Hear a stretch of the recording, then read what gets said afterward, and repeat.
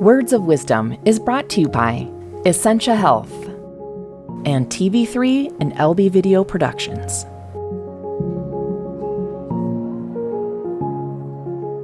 I'm Kenneth Hoehne, and I'm 87 years old.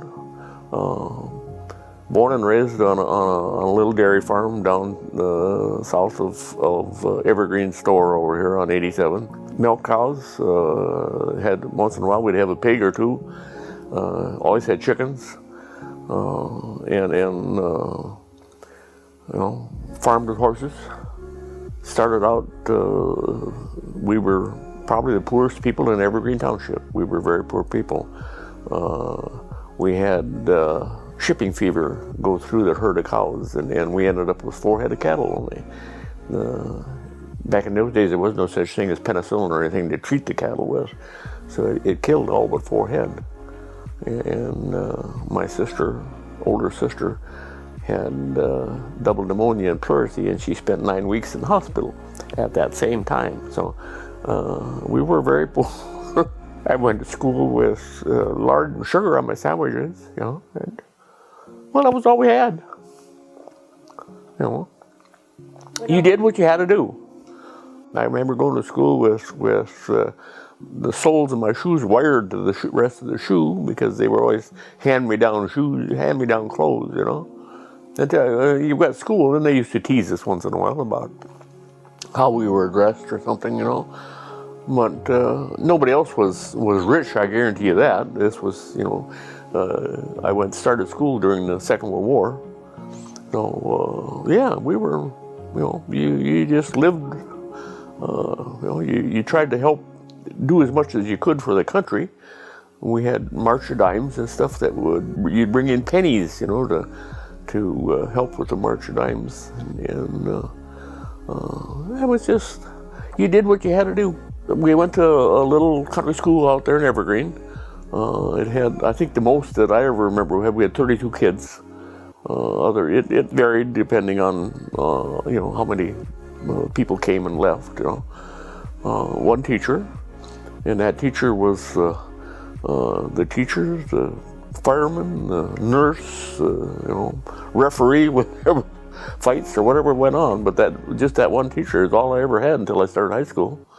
When I started high school, boy, that was a big deal, because I had, I'd never been any place before. We went to Frazee once in a while to town. You were lucky if you went once a month or once a week. To town. Most of the time, you didn't go that often. And my folks would take eggs into Perm. We were even distance from Perm to Frazee. And we would take eggs into Perm, because Frazee didn't have a place that bought eggs very good, so Perm did.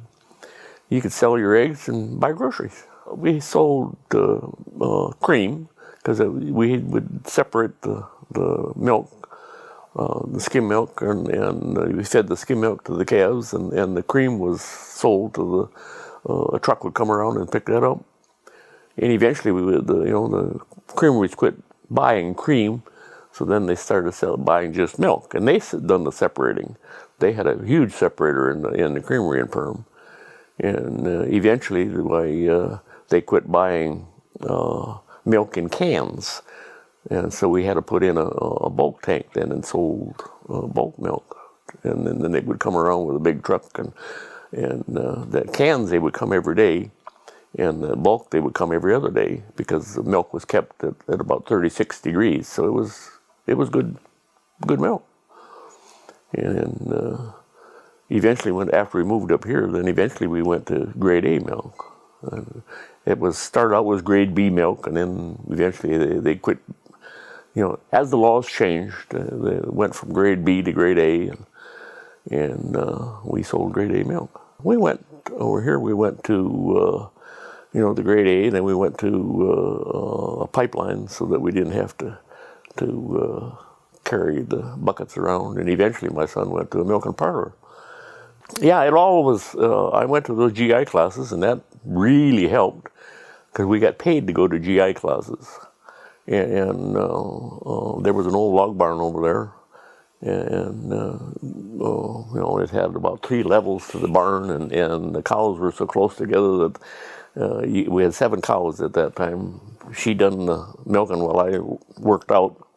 And if you was going to get between the cows, you had to move about 3 to 4 cows down because they were that close together, And once we got in the big barn, each cow had 4 feet of space to lay, so they had lots of space and a lot more comfortable. And I had tie stalls so that they, instead of a stanchion, because the stanchion is nasty, as far as I'm concerned. If a cow laid down, and the cow has to come forward in order to get up, because she gets up on her hind legs first and then her front legs. And when she gets up on her hind legs, she comes forward some. And that stanchion was a bars that went down like that, and it could move a little bit, but she'd bump against that, and that would stop her from moving forward. And we put in tie stalls. It was just a chain then around her neck, so they could go 2 feet forward if they wanted to, and a whole lot more comfortable and a cow will give more milk if she's comfortable. Yeah. You don't want to make life as miserable as you can for her. You want to make it as pleasant as possible, and they last a lot longer. A cow that's in a stanchion won't last as long as we had cows that were, 15 years old and still looking good yet. In a stanchion barn, you never seen them last that long because they'd beat themselves. They get their front feet underneath the stanchion, and there was always something goofy going on. You have to change when somebody comes up with a better idea. You had to change, and try to keep on improving yourself as much as you could. How many people in your family growing up? There was 8 of us kids. I had 4 older sisters, and then an older brother, and then me, and then I had 2 younger sisters. And we had lost one. There was 9 of us actually. We lost a sister as a baby. She was older than my brother, so there would have been 5 girls, and that girl died as I don't know how long she lived, but a month or whatever it was. But anyway, we lost her, and now there's only 4 of us left. I have one older sister and one younger sister, and my brother and I are the only ones that are left now. What's your wife's name? What's your name? Avis. Tell me how you met Avis. I was still in high school. She was out of high school already, but she was in 4-H, and we were down in Morris, Minnesota, at the University of Minnesota. They had a plowing contest down there for high school kids and for FFA kids and for 4-H kids. And she was in the 4-H and I was in the FFA.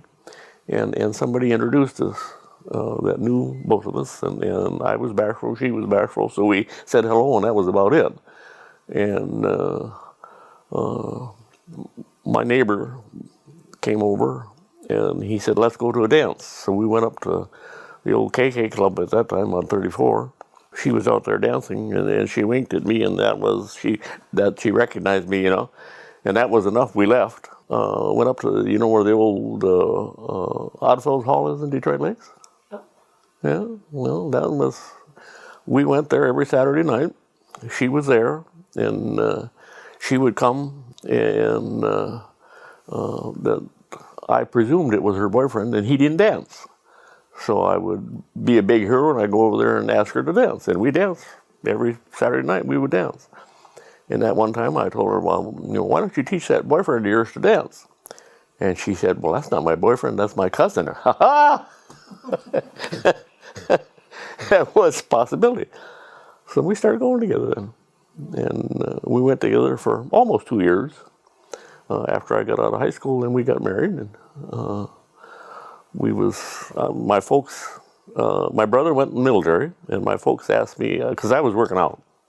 My folks asked me to come home, and I said, "Well, if I come home," I said, "it is if we come home," because I said, "I'm going to get married one way or the other." And my folks, I said, "You gave me a week to think about it." Now I said, "I'll give you a week to think about it." I said, "I'll come back again next weekend, and you can make up your mind as to whether I can come home and help farm or if I'm going to stay working out."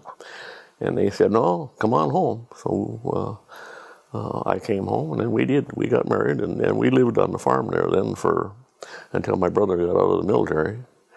And I went in the military then, and she went. I got drafted. She went along with me down there, not in basic training, but as soon as basic training was over, she came down into Fort Riley, Kansas. I went to basic training in Fort Riley, Kansas, and then I went to the first school in the military in Fort Riley, Kansas. And they sent me to a school after that I graduated from that supply school, they sent me to an advanced supply school in Fort Lee, Virginia. And by that time, we were together then completely. We lived off post then in Fort Lee. We lived actually in the town of Fort Lee. We got there. You're two young dumb kids that had never been anyplace, and we looked in the paper for an apartment, and it said that gave the street address and the number, and it was called Hopewell Apartment. It was the address that we was looking for. We couldn't find the place, so we stopped in this hotel, Hopewell Hotel, and said, called the number that it had gave, and I said, I'm looking for the Hopewell Apartments. And she said, where are you? And I said, well, I'm in the Hopewell Hotel. And I said, in the phone booth. Well, she said, step out of the phone booth and step up to the desk. You're there. They had this old hotel they had made into apartments. So instead of, and it was, I guarantee you, it was an economy affair. It was one room. The old hallway was part of our kitchen, which was, not very big.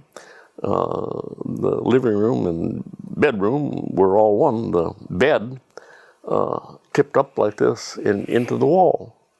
And when you want to go to bed, you tip the bed out and lay it down, and that took up most of the room. So, yeah, you did what you had to do.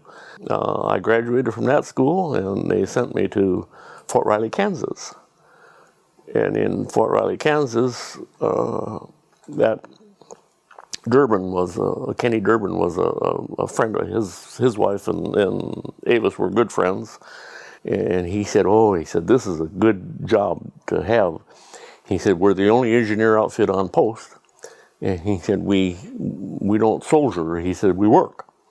And he was a welder for Caterpillar Tractor Company in civilian life. So they put him as a head welder for the engineers there in the military. And so I reported in, and I talked to his officers, and he said we had went all the way through basic training together. We would, if possible, stay together. And they asked what I could do, and I said, well, I could weld a little bit, and I said I could run cat a little bit. Oh, we need cat skinners, something terrible. And he said, well, you go check in, and we'll see what we can do. So I went in and checked into it's called a replacement center, Rappel Depot, and they sent me to a helicopter outfit. And the helicopter outfit, I was going to go there as a supply clerk, which I had went through 2 schools for. And they said the company commander or the company sergeant said, I see you're living off post. He said, are you settled in? And I said, no, not quite. I said, we just got here, Well, he said, we ain't got nothing for you to do today. So he said, you go home and get yourself all moved in and come back tomorrow ready to go to work. So the next day I came back to the that helicopter outfit, and he says, we're looking for you. And I said, well, what did I do? And he said, ain't what you do is what we did. He said, we got new orders cut on you. He says, you're going over to the 1st Engineer Battalion. So I did. I went over there, and they needed another cat skinner like they needed another hole in the head. And I sat around and did In the military, you could get by with that if you had a clipboard, and you could carry that around, look like you were doing something, and you could get by with for a long time without ever doing nothing, you know. Anyway, I carried my clipboard around for a while, and finally they sent me out to the Fort. Kansas doesn't have gravel, so they have to crush rock in order to get gravel. And the post had its own rock quarry, and that was Fort Riley, Kansas is almost as big as Becker County, so they had a big crew out there, and in the middle of summertime we would crush for 16 hours a day in order to try to keep up with the demand for gravel. And I got assigned to that crew. And I would get off of the rock crusher whenever I could and get on one of the cats and ride with the operator. And they finally said, well, you know, you've been riding with that guy, with Sergeant Steve. He said, would you be interested in having that cat assigned to you? Would I ever? And they did. They assigned me that cat. And I took care of that cat boy like it was, you know, gold. I did an IG inspection with that cat, and I had the outstanding cat and, you know, machine in the company. I bought a can of OD paint and a little tiny paintbrush, and working in that quarry, if you got close to the crusher, little stones would fly out and chip paint on that cat. So you always had a cat with little specks on it, you know. And I would take my little can of OD paint once a week, and I'd go out there and I'd paint all them. So I had a good-looking cat, and I did. I learned how to run the cat very well. You know, I was a good cat skinner. You know, when I got out of the military, I went down to Perm to a road construction outfit, and they put me to work down there as a scraper operator, and I had done in the military. I did some scraper work, not very much, but some. I knew how to handle a scraper, and that was about it. But that road construction outfit were self-propelled scrapers. In the military, you didn't have them. We had pull-type scrapers. And a self-propelled scraper those were widowmakers as far as that was concerned. And I did a good job of that. I learned how to run a scraper, and I tipped 3 of those big scrapers over through the years that I worked on that road construction, and I busted 2 of them in half. And that one I busted in half pretty near killed me. You rode in those big scrapers. They were, you know, tires were huge, and they steered with steering clutches. So you snapped. If you wanted to turn, you release the power to that wheel, and you would hopefully turn in that direction. But there was no guarantee you were going to turn. If you were going on a hard road and you snapped the clutch, and you would turn. If you were out on a job and the roads were soft and you snapped that clutch, and then you'd turn very fast. If you were going downhill with a load and you snapped that clutch, the load would push enough that you would go in the opposite direction. So you had a cross steer going downhill. And anyway, they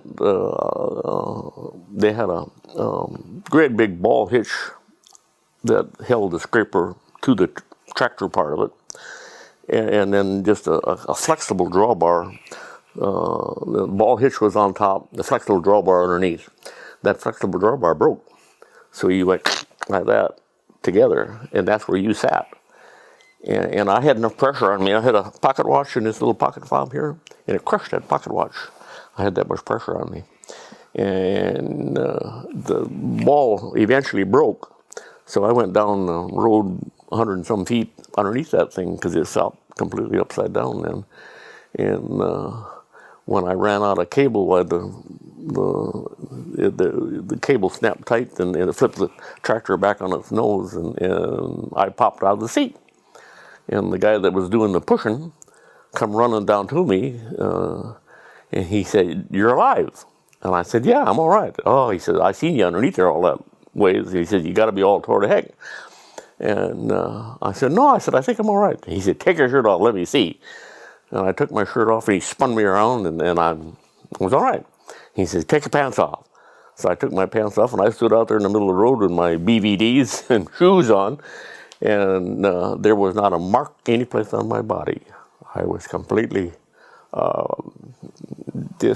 and you could see where I knew I was being crushed, and I wanted out pretty bad, and you could see where my hands had dug in the roadbed, and I didn't have a broken fingernail. So I had a guardian angel, the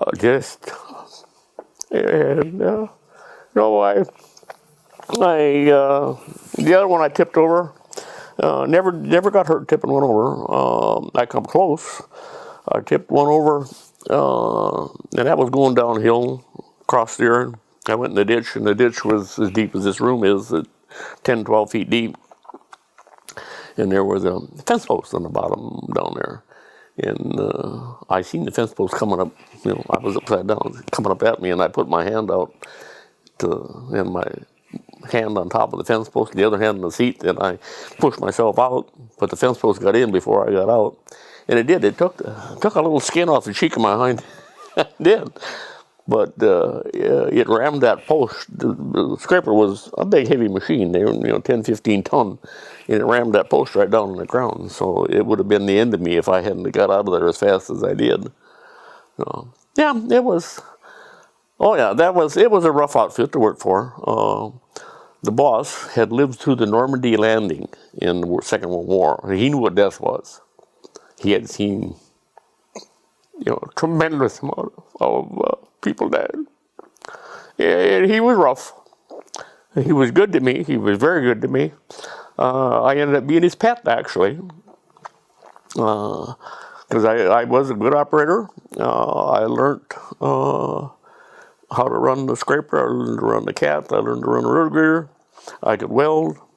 And when I first started for him, one of my jobs that very first summer, a lot of them old cat skinners and stuff were old alcoholics.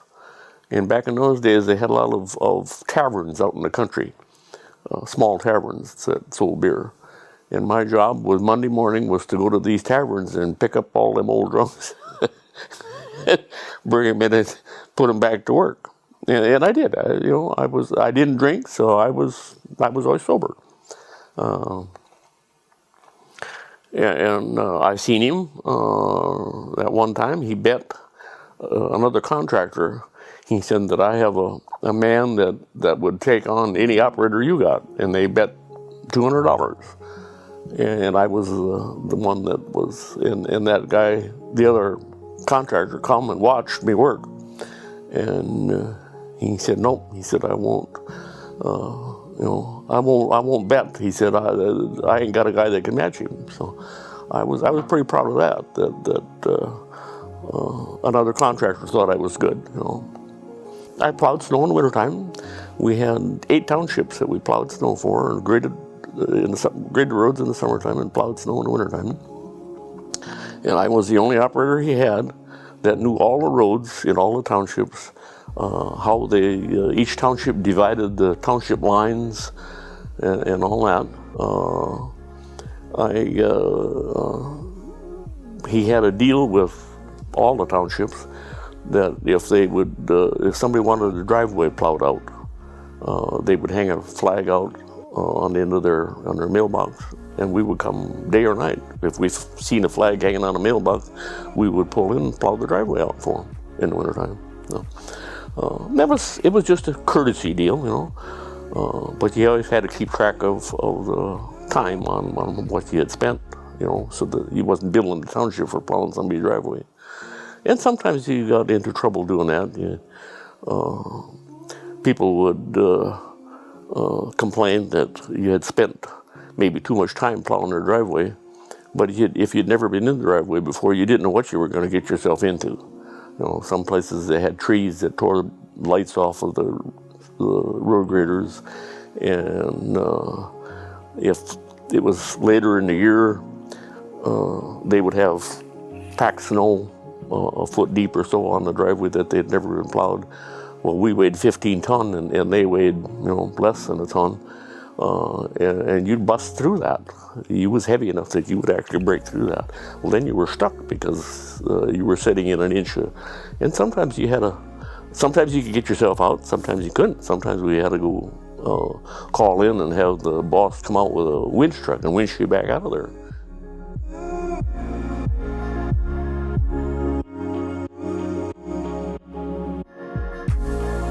Essentia Health, our presenting sponsor, is proud to bring you Words of Wisdom.